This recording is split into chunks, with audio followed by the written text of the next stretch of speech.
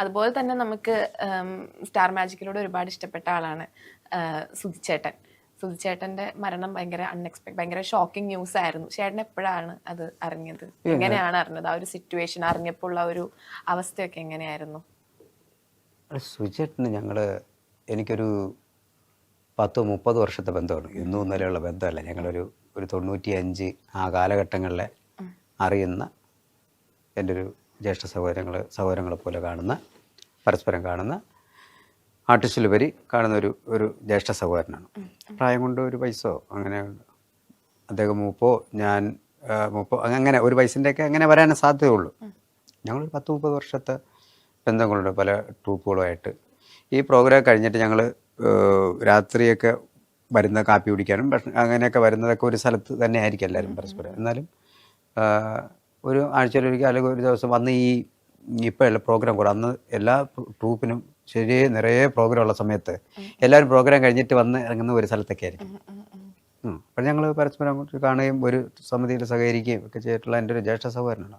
നല്ലൊരു കലാകാരനും ഒരു കൂടപ്പുറപ്പ് പോലെ കണ്ട ഒരാളൊക്കെ നമ്മളുടെ ഇടയിൽ നിന്ന് പോകുന്നത് ഉള്ളിൽ വിഷമം തന്നെയാണ്. അത് ഇടയ്ക്കിടയ്ക്ക് എപ്പിസോഡുകളും ഒക്കെ പഴയ എപ്പിസോഡൊക്കെ കാണുന്ന സമയത്ത് വിഷമം, പിന്നെ ഭാവിയിൽ എന്തെങ്കിലുമൊക്കെ ആകാനും ഒക്കെ ഉള്ള ഒരു മനുഷ്യനല്ലേ, വിഷമമുണ്ട്. എപ്പോഴാണ് അറിഞ്ഞത് ചേട്ടൻ പോയി എന്നുള്ള ഒരു ന്യൂസ് അറിഞ്ഞപ്പോൾ ഉള്ള ഒരു അവസ്ഥ എങ്ങനെയായിരുന്നു? അത് എന്നെ വെളുപ്പിനെയാണ് അഖില വിളിച്ച് പറയുന്നത്. നല്ല ആർട്ടിസ്റ്റ് അല്ലേ, ഉഗ്ര ആർട്ടിസ്റ്റ് അല്ലേ, ഒരുപാട് സ്വപ്നങ്ങളുള്ള ഉഗ്ര ആർട്ടിസ്റ്റ്, നല്ല ആർട്ടിസ്റ്റ് അല്ലേ. സീനിയറിറ്റി വെച്ച് ഞങ്ങളൊക്കെ ഒരു സമയത്തൊക്കെ ആയിരിക്കാം വന്നിരിക്കുന്നത് സീനിയറിറ്റി വെച്ച് നോക്കാന്നുണ്ടെങ്കിൽ. എനിക്ക് തോന്നുന്നു വിതിരയിലെ ആ കാലഘട്ടങ്ങളിൽ, ഉത്സവപ്പറമ്പിൻ്റെയൊക്കെ ആ കാലഘട്ടങ്ങളിൽ ഒക്കെയാണ് എൻ്റെ ഒരു തുടക്കം. സുധിച്ചേട്ടൻ്റെ ഒക്കെ തുടക്കം എങ്ങനെയാണെന്ന് എനിക്കറിയില്ല. എന്നാലും ഏകദേശം ആ ഒരു സമയത്തൊക്കെ ആയിരിക്കും ഈ മേഖലയിൽ വന്നത്. ആ കുടുംബത്തിന്റെ കാര്യം ഇപ്പം ഭയങ്കര കഷ്ടത്തിലാണ്. രേണു ചേച്ചി ഇപ്പം ഒരുപാട് സൈബർ ബുള്ളിങ്ങിനൊക്കെ ലൂടെ കടന്നു പോകുന്നു, നെഗറ്റീവ് കമന്റ്സ് ഫേസ് ചെയ്യുന്നു. അപ്പോൾ അതിനെ പറ്റിയൊക്കെ ചേട്ടന് എന്താ തോന്നുന്നത്? എനിക്ക് അതൊന്നും നമ്മളൊന്നും പറയാൻ അറിയാനില്ല. നമ്മളതൊരു ആരും 200-250 വയസ്സ് വരെ ഒന്നും ജീവിച്ചിരിക്കാൻ പോലില്ല. അവരവർക്ക് കുറച്ച് ജീവിതങ്ങളൊക്കെ ഉള്ളൂ. അവരവർക്ക് ഇഷ്ടപ്പെടുന്ന മേഖലകളിൽ അവരവർക്ക് സന്തോഷം തരുന്ന രീതികളിൽ ജീവിക്കുന്നതിൽ എന്താണ് തെറ്റ്? അല്ലേ? അതെ. അപ്പോൾ നമ്മളെ ജോലി എന്താണ്? ഇതല്ലാതെ ഇത് തന്നെയാണ്. അത് ഇതിൻ്റെ ഒരു സന്തോഷം കൊണ്ട് ചെയ്യുന്നല്ലേ, അല്ലേ? ഒരു വരുമാന മാർഗമായിരിക്കും, അല്ലെങ്കിൽ ഒരു പാഷനായിരിക്കും, ഉപജീവന മാർഗമായിരിക്കും. നമുക്ക് ഇഷ്ടമുള്ളതുകൊണ്ടല്ലേ ചെയ്യുന്നത്. അപ്പോൾ അവരവർക്ക് ഇഷ്ടപ്പെടുന്ന രീതികളിൽ ജീവിക്കട്ടെ. ഒരുപാട് ഒന്നുമില്ല, കുറച്ച് ജീവിതങ്ങളൊക്കെ ഉള്ളൂ. ഇഷ്ടപ്പെടുന്ന രീതിയിൽ ജീവിക്കട്ടെ, അതിനെന്താ. ഓക്കെ. അപ്പം സുധിച്ചേട്ടൻ പോയ ഒരു ടൈമിൽ ഒരുപാട് ആളുകൾ സുധിച്ചേട്ടന് വേണ്ടിയിട്ടാണ് നമ്മൾ ഈ ഷോ കണ്ടത്, ഇനി ഞങ്ങൾ ഷോ കാണുന്നില്ല എന്നൊക്കെ പറഞ്ഞ ഒരുപാട് കമൻസ് ഒക്കെ നമ്മൾ കണ്ടിട്ടുണ്ടായിരുന്നു. പക്ഷെ ഈ പറഞ്ഞ ആളുകൾ തന്നെ സുധിച്ചേട്ടൻ ഒരുപാട് പച്ചത്തെറി പറഞ്ഞിട്ടുള്ള ആളുകൾ ഉണ്ടായിരുന്നു. അത് നോക്കറിയില്ല എനിക്ക്. അത് നോക്കത് അതൊന്നും ഞാനൊന്നും നോക്കാറില്ല.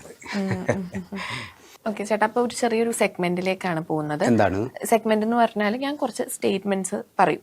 അപ്പം ആ സ്റ്റേറ്റ്മെന്റിനെ പറ്റി ചേട്ടന്റെ കാഴ്ചപ്പാട് എന്താന്ന് വെച്ചാൽ പറയാം. ഓക്കെ. ഫസ്റ്റ്, മുൻവിധികളും തെറ്റിദ്ധാരണകളും. എപ്പോഴെങ്കിലും വേറെ ആളുകൾ ചേട്ടനെ മുൻവിധി അങ്ങനെ കണ്ടിട്ടുണ്ടോ, അല്ലെങ്കിൽ തെറ്റിദ്ധരിച്ചിട്ടുണ്ടോ ചേട്ടനെ? ഇല്ല. അങ്ങനത്തെ ഒരു മുൻവിധികൾ, തെറ്റിദ്ധാരണകൾ അങ്ങനത്തെ ഒന്നും ഉണ്ടായിട്ടില്ല. പിന്നോട്ട് നോക്കുമ്പോൾ നഷ്ടപ്പെട്ടു പോയ പലതിനും നമ്മുടെ ക്യാരക്ടർ ഒരു കാരണമായിട്ടുണ്ട്. ഇല്ല, അങ്ങനെ ആയിട്ടില്ല. അല്ല, അങ്ങനത്തെ എന്തെങ്കിലും? ഇല്ല.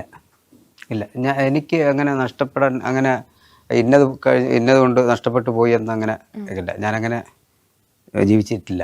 അപ്പോൾ അതുകൊണ്ട് അതെനിക്ക് നഷ്ടബോധമില്ല. ഏത് പ്രതിസന്ധിയിലും കൈത്താങ്ങാവുന്ന ഒരു ശക്തിയുണ്ട്. ഏത് പ്രതിസന്ധിയിലും കൈത്താങ്ങാവുന്ന ദൈവം. അതർ ദാൻ ദൈവം അല്ലാതെ വേറൊരു, ലൈക്ക് ഇപ്പൊ ചേട്ടനാണെങ്കിൽ ഒട്ടും പ്രതീക്ഷിക്കാത്ത ഒരു സമയത്ത് ചേട്ടന്റെ ലൈഫിൽ ഒരു കൈത്താങ്ങായി വന്ന അങ്ങനെ ആരെങ്കിലും ഉണ്ടോ? അങ്ങനെ ഇല്ല. എനിക്ക് എൻ്റെ തന്നെ പ്രത്യേകിച്ച് അങ്ങനെ ആരും വന്നിട്ടില്ല. ആ കൈത്താങ്ങായിട്ട്. അടുത്തത്, ചിലയിടങ്ങളിൽ നിശബ്ദനാവണം. ഞാൻ പൊതുവെ നിശബ്ദനാണ്. പൊതുവെ എല്ലാ കാര്യത്തിലും അങ്ങനെ ഞാൻ പ്രതികരിക്കാറില്ല. ഇതല്ലാതെ തന്നെ ഞാൻ ഈ ഓവറായിട്ട് നമ്മുടെ കാര്യങ്ങളൊന്ന് ഇപ്പോൾ ഈ പ്രോഗ്രാമിൻ്റെ ആവശ്യത്തിന് വേണ്ടി തന്നെയാണ് കുറച്ച് വീഡിയോസ് ഇടുന്നത്, അല്ലെങ്കിൽ ഒരു വീഡിയോ ഇൻ്റർവ്യൂ കാര്യങ്ങളൊക്കെ വരുന്നത്. അല്ലാതെ ഒരു കാര്യത്തിന് ഞാൻ ഇങ്ങനെ വരാറില്ല. പൊതുവെ ഞാൻ നിശബ്ദനാണ് പൊതുവെ. ഓക്കെ, അടുത്തതായി, നമ്മളല്ലാത്ത പല കാരണങ്ങൾ കൊണ്ട് സൗഹൃദങ്ങൾ നഷ്ടപ്പെട്ടിട്ടുണ്ട്. എനിക്ക് ഏറ്റവും കൂടുതലുള്ള സൗഹൃദങ്ങളാണ്, ഏറ്റവും കൂടുതലുള്ള നല്ല സൗഹൃദങ്ങൾ. അത് ഞാൻ ജോലി ചെയ്യുന്ന ആ സ്ഥാപനങ്ങളുള്ള എത്ര വർഷം മുമ്പുള്ള സൗഹൃദങ്ങൾ വരെ ഇന്ന് എന്നെ വിളിച്ച് സംസാരിക്കാറുണ്ട്, വിശേഷങ്ങൾ ചോദിക്കാറുണ്ട്. അപ്പോൾ സൗഹൃദങ്ങളിൽ ഏറ്റവും കൂടുതൽ വിലയും അവർ വിളിക്കുന്ന സമയത്ത് സമയം കണ്ടെത്തി അവരോടൊപ്പം ചെലവഴിക്കുകയും സംസാരിക്കുകയും ചെയ്യുന്ന ഒരാളാണ് ഞാൻ. എന്തെങ്കിലും നഷ്ടപ്പെട്ടു പോയ സൗഹൃദങ്ങൾ, അങ്ങനത്തെ നഷ്ടപ്പെട്ടു പോയ സൗഹൃദങ്ങൾ നഷ്ടപ്പെട്ട സുഹൃത്തുക്കൾ, നമ്മുടെ ഇടയിൽ നിന്ന് മരിച്ചുപോയ, നമ്മുടെ ഇടയിൽ നിന്ന് വിട്ടുപോയ സുഹൃത്തുക്കൾ, അത് നഷ്ടം തന്നെയാണ്. നഷ്ടപ്പെട്ടു പോയ സുഹൃത്തുക്കൾ. ഇപ്പം സുധിച്ചേട്ടൻ്റെ കാര്യം പറഞ്ഞപ്പം, സുധിച്ചേട്ടൻ മരിച്ചു കഴിഞ്ഞിട്ട് കുറച്ച് നാൾക്ക് ശേഷം സ്റ്റാർ മാജിക് പിന്നെയും ഷോസ് നടത്തിയിട്ടുണ്ട്. അപ്പോൾ ഒരുപാട് കമൻസ് വന്നിട്ടുണ്ടായിരുന്നു, ലൈക്ക് മരണം വിൽക്കുക എന്ന് പറഞ്ഞിട്ട് അങ്ങനെ. പക്ഷെ അപ്പം നിങ്ങളുടെ ഒരു മാനസികാവസ്ഥ എങ്ങനെയായിരുന്നു? കാരണം ഇന്നലെ വരെ ഉണ്ടായിരുന്ന ആള് പിന്നെ നിങ്ങളുടെ കൂടെ ഇല്ല. നിങ്ങൾ ആ സ്റ്റേജിൽ എങ്ങനെയാണ് അപ്പോൾ പെർഫോം ചെയ്തിട്ടുള്ളതൊക്കെ? അതിനുശേഷം ഞാൻ കുറേ അധികം എപ്പിസോഡ് ഇല്ലായിരുന്നു. ഇടയ്ക്കിടയ്ക്ക് ഇപ്പം ഒരു വർഷത്തോളം ഞാൻ ആക്സിഡൻറ്റ് പറ്റി കിടന്നായിരുന്നു. അപ്പം പിന്നെ ഇടയ്ക്കിടയ്ക്കാണ് ഞാൻ എപ്പിസോഡുകൾ വന്നിട്ട് പോകുന്നത്. കുറേ നാളൊക്കെ ഞാൻ മാറിയിരുന്നു. അപ്പം എനിക്ക് അതിനെപ്പറ്റി വലിയ അറിയില്ല. എന്നാലും ഭയങ്കര ബുദ്ധിമുട്ടായിരിക്കില്ലേ? കാരണം ഇന്നലെ വരെ ഉണ്ടായിരുന്ന ആൾ കൂടെ ഇല്ല, പിന്നെ ഇനി പെർഫോം ചെയ്യുമ്പോൾ ഇല്ല എന്ന് പറയുമ്പോൾ അത് ഭയങ്കര ഒരു... അതെ. അല്ല, ഞാനും അങ്ങനെയായിരുന്നു. ഞാനും പെട്ടെന്ന് പെർഫോം ചെയ്തുകൊണ്ടിരുന്നതിൻ്റെ ഇടയിലാണ് പിന്നെ ഞാൻ മാറുന്നത്. ചേട്ടനാണോ ഡ്രൈവ് ചെയ്തത്? അതെ, ഞാൻ തന്നെ ഡ്രൈവ് ചെയ്തത്. അപ്പോൾ ഞാൻ നാട്ടിൽ വെച്ച്. അപ്പോൾ ഞാൻ കുറച്ച് നാൾ പിന്നെ അങ്ങനെ മാറിയുന്നത് കൊണ്ട് പിന്നെ ഇടയ്ക്കിടയ്ക്കൊക്കെ വലിയ ചില എപ്പിസോഡുകളിലൊക്കെ ഞാൻ വന്നിട്ട് പോകാറുള്ളായിരുന്നു. പിന്നെ ബാക്കിയുള്ള കാര്യങ്ങളൊക്കെ എനിക്ക് വലിയ പിടിയില്ല. മറക്കാൻ കഴിഞ്ഞുവെങ്കിൽ എന്ന് തോന്നുന്ന ഒരു കാര്യം? പ്രത്യേകിച്ച് അല്ല, മറക്കാൻ പറ്റിയിരുന്നെങ്കിൽ എന്നുള്ള ഒരു കാര്യം ലൈഫിൽ നടക്കേണ്ടിയിരുന്നില്ല എന്ന് തോന്നുന്ന കാര്യങ്ങളൊന്നുമില്ല. ശരിക്കും പറഞ്ഞാൽ ഒന്നും മറക്കാൻ പാടില്ല. നമ്മൾ ഈ വന്നിരിക്കുന്ന എപ്പിസോഡ് ഉൾപ്പെടെ നമ്മുടെ ജീവിതത്തിൽ മറന്നു കഴിഞ്ഞാൽ പിന്നെ നമുക്ക് നമ്മൾ ഒരു മനുഷ്യനല്ലായിപ്പോവും, നല്ലതായിപ്പോവും. ഒന്നും മറക്കാൻ പാടില്ല. ജീവിതത്തിൽ വന്ന നേട്ടങ്ങളും കോട്ടങ്ങളും ഒന്നും മറക്കാൻ പാടില്ല. ആ ജീവിതത്തിൽ എപ്പോഴും അങ്ങനെ തന്നെ ഉണ്ടാവും, മറക്കാൻ പാടില്ല. ഓക്കെ ചേട്ടാ, ബിഗ് ബോസിലേക്ക് ചേട്ടനെ വിളിച്ചിട്ടുണ്ടോ? ചേട്ടൻ പോകുന്നുണ്ടോ എന്നൊക്കെ കേൾക്കുന്നുണ്ട്. വിളിച്ചിട്ടില്ല. ഏതെങ്കിലും സീസണിൽ വിളിച്ചിട്ടുണ്ടായിരുന്നോ? ഇടയ്ക്ക് 2-3 പ്രാവശ്യം വിളിച്ചിട്ടുണ്ടായിരുന്നു. ചേട്ടൻ പോകുന്നില്ല എന്ന് തീരുമാനിച്ചത് കൊണ്ടാണോ? 2 പ്രാവശ്യം വിളിച്ചിട്ടുണ്ടായിരുന്നു. ഇപ്പം ഈ കഴിഞ്ഞ പ്രാവശ്യം വിളിച്ചിട്ടുണ്ടായിരുന്നു. പിന്നെ അല്ലാതെ ചുമ്മാ ഓരോ സോഷ്യൽ മീഡിയയിൽ നമ്മൾ കൊണ്ടെന്നൊക്കെ പറഞ്ഞതിൽ 2-3 പ്രാവശ്യം ഇതുപോലെ നമ്മുടെ പേരും കൂടെ അതിനകത്ത് വന്നിട്ടുണ്ടായിരുന്നു. ചേട്ടന് പോകാൻ ആഗ്രഹമുണ്ടോ? ഇല്ല, അത് ഇല്ല. അപ്പോഴേക്കും എനിക്ക് ആ സമയത്തൊക്കെ വേറെ ഷോ ഉണ്ടായിരുന്നു.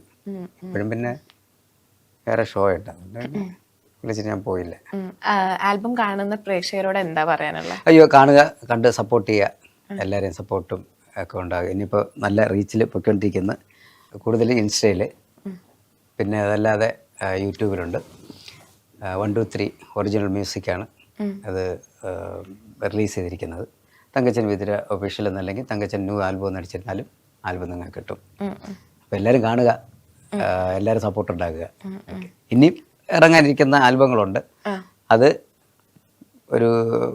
ഇതിൻ്റെ ഇത് കഴിഞ്ഞ് കുറച്ച് ദിവസം കഴിയുമ്പോൾ അടുത്ത ആൽബം വരും. ഏതൊക്കെ പ്രൊജക്ട്സ് ആണ് ഇപ്പോൾ പെൻഡിങ്ങിലുള്ളത്? കൂടുതൽ ഞാൻ ആൽബങ്ങൾ തന്നെ. പിന്നെ പടം ചെയ്യുന്നുണ്ട്. ഇപ്പോൾ അനൂപ് മേനോൻ സാറിൻ്റെ പടത്തിൽ 2 ദിവസം ഷൂട്ട് ഉണ്ടായിരുന്നു. എൻ്റെ ബാലൻസ് കുറച്ചുകൂടെ ഉണ്ട്, അതും കൂടെ ചെയ്യാനുണ്ട്. ഈ തനിനിറം. അതെ, അങ്ങനെ വർക്കുണ്ട്. പിന്നെ നമ്മുടെ ആൽബം കൂടുതൽ ചെയ്യുന്ന ആൽബമാണ് ചെയ്യുന്നത്. ഇനിയിപ്പം 2-3 ആൽബം അടുത്തുടനെ ഇറങ്ങാനുണ്ട്. അങ്ങനെ പിന്നെ സ്റ്റേജ് ഷോ ഇനിയിപ്പോൾ ഉടനെ ഓണം കഴിഞ്ഞാൽ സ്റ്റേജ് ഷോ സ്റ്റാർട്ട് ചെയ്യാൻ പോവാണ്. ക്രിസ്മസ് ന്യൂ ഇയർ ഒക്കെ കഴിയുന്ന സമയത്ത് സീസൺ ആവും. ആണല്ലേ? ഓക്കെ ഓക്കെ, അതൊക്കെയാണ് തങ്കച്ചൻ ചേട്ടന്റെ വിശേഷങ്ങൾ. അപ്പം നമ്മൾ ഒരുപാട് വിശേഷങ്ങളൊക്കെ പറഞ്ഞു. സന്തോഷം. മൂവികളിൽ വന്ന് പരിചയപ്പെടാൻ സാധിച്ചാൽ, വന്നിരിക്കാൻ സാധിച്ചാൽ സന്തോഷമുണ്ട്. മെഹർ സോറി, പേര് മാറിപ്പോകും. അപ്പൊ ചേട്ടാ താങ്ക് യു സോ മച്ച്. വളരെ സന്തോഷം.